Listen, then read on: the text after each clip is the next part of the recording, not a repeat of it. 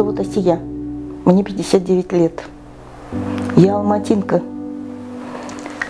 Родилась в области, но всю жизнь мы живем здесь. Ну, семья, сын и дочь, много внуков уже, 6 внуков. Вот.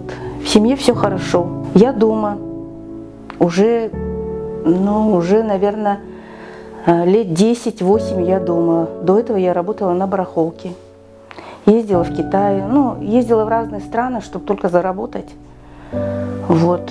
Ну, все, вот эти проблемы, наверное, моего здоровья, это холод, стрессы, тяжести, трудности.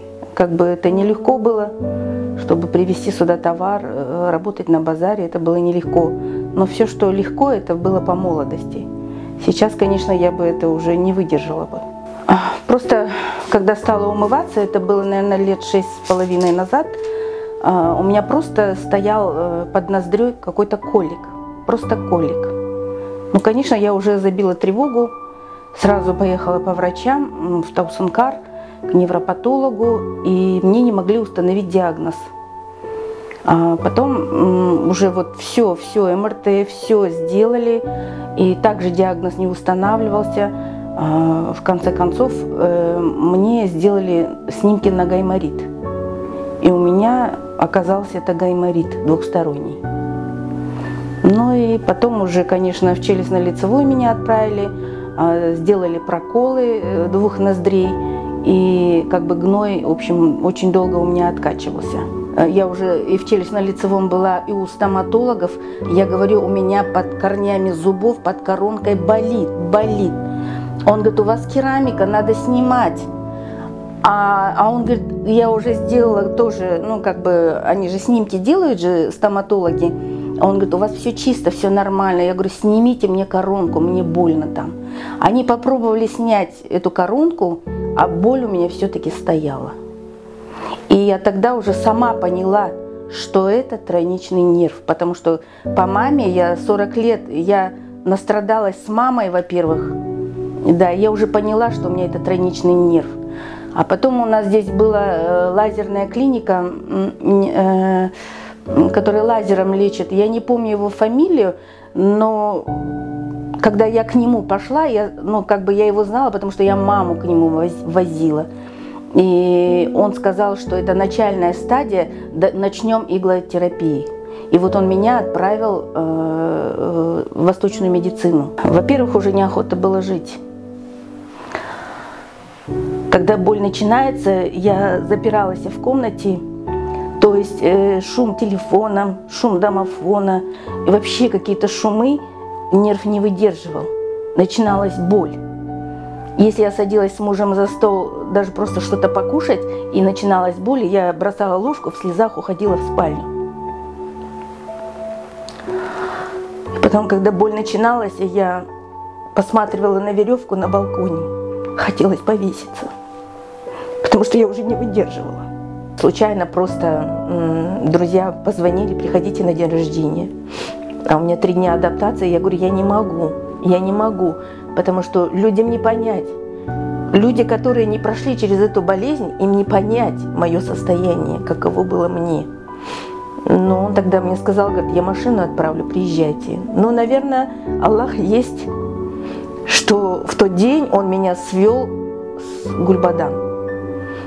И мы когда туда приехали, и у меня раньше щека вот такая была, свисшая, вот такая правая щека, свисшая, потому что там стоял воспалительный процесс, и у меня щека от даже вот этих иглотоков, она у меня вздувалась, она прямо вот такая у меня была. И когда мы туда приехали, и мы сели за стол, познакомились, и она мне говорит, что с тобой, мне говорит. Вы что, говорит, мол, такая замкнутая. То есть у меня был страх, что у меня сейчас боль начнется, у меня был страх. И у меня стало сердце болеть от этого. А я говорю, вот так, тройничный нерв у меня. И она мне говорит: пейте ламифарен, я вам просто советую. И она мне прям повторила до тех пор, пока мы домой не поехали вместе с ней. Она мне 10 раз повторила. Она говорит: я вам просто от души советую. Говорит: пейте ламифарен. Я вот вылечилась. Она сказала, что у меня тоже по нервной части. У меня, говорит, был страх, тревога в душе. И я, говорит, излечилась. И я сейчас пью как бы периодически, но не постоянно. Это был февраль месяц.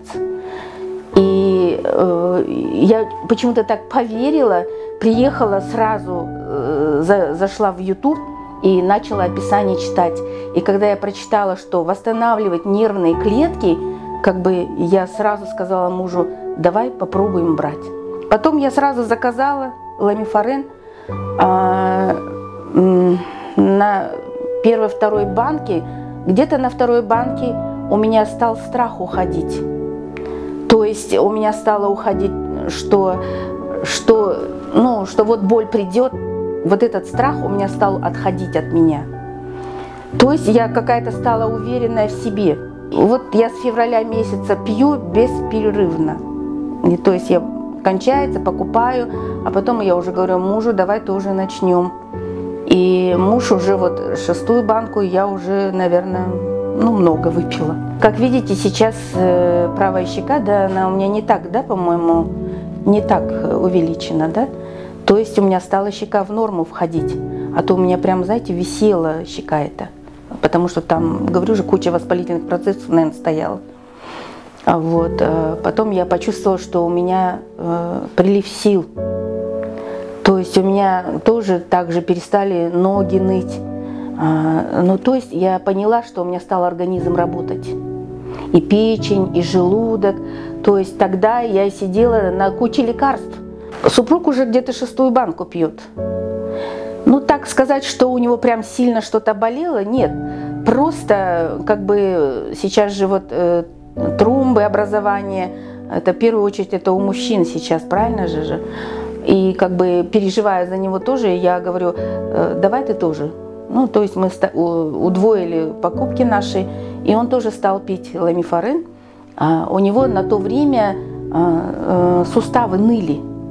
То есть утром он с постели не мог встать, ноги ныли. И как-то такое какое-то онемение пальцев, что ли, у него было. Вот это у нас прошло. Потом у него сильный храп был ночами, я не могла спать, тем более с моим нервом. Мне нужна вообще тишина и покой. То есть, как бы, вот этот храп у него отходит уже. Потому что я тогда переживала, мне говорили, если храп, это значит сердце не в порядке или еще что-то там не в порядке. То сейчас, слава Аллаху, нормально, у него храп исчезает уже лучше. Даже иногда бывает, думаю, дышит, не дышит, думаю, это самое, как бы так тихо он спит. Вот. И много курит, он в день пачку сигарет курит. Много курит, и у него вот как-то он не мог отхаркиваться, да, и я вот настой лопуха ему давала, то сё, и как-то все равно вот этот вот, оно же мешает же, все равно дышать же. И я вот чувствую, что сейчас стало с каждым разом ему лучше. То есть хоть он пачку курит, но легкие чистятся. Даже вот когда в этот раз в поликлинику вызвали, чтобы проверить легкие, они ему сказали, что у вас идеальные снимки легких. Аллаху шукр. И теперь мы даже боимся бросать. То есть мы стараемся, как бы сразу 6 банок взять, в холодильник ставим, что, не знаю, я так считаю, что это икра на утро, икра на ужин. Вот и все. Я благодарна ламифарену. Я даже не знаю, как жизнь будет без ламифарена. Даже боюсь его оставить, даже неделю не пить, даже боюсь. Стараюсь заранее, чтобы были запасы, приобретая. Стараюсь, как бы, не скажу, что там финансов очень много, что мы можем но стараемся по мере возможности, чтобы оно у нас было в холодильнике. Я очень благодарна ламифарену. Если бы не было ламифарена, я даже по сегодняшний день, я даже дочке говорю, что бы я делала сейчас при обострении вот этих месяцев. И я говорю: Индира, да я бы, наверное, уже бы давно ушла бы на тот свет.